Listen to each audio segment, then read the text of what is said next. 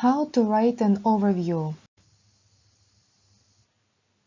In the previous video, we learned how to identify the main features. We'll use this knowledge in order to write an overview together. Let's look through the questions and answers we discussed in the last video. Are they generally upward, downward, or even trends? CO2 emissions went down in the UK and Sweden, whereas they went up in Italy and Portugal. Are there any peaks or lows? It peaked in Sweden in 1977. Is there any difference from the general trend? Although it was generally a downward trend, CO2 emissions peaked in Sweden in 1977.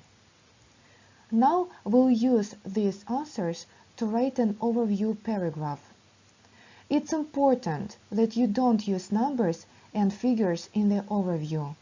This kind of data can be included in the main paragraphs. Keep in mind that you give a general idea about the graph.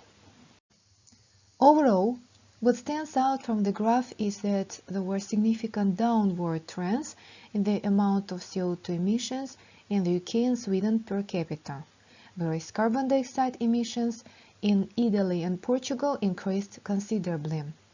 Despite the steady decline, average CO2 emissions in the UK remained the highest in the given period. I decided not to include the sentence "It peaked in Sweden in 1977" because the paragraph is large enough. The same we do for the bar graph. Select the information which you will use for your overview. Overall, although the USA citizens mainly ate in fast food restaurants once a week in 2003 and 2006, in 2013 they had a tendency to eat there once or twice a month.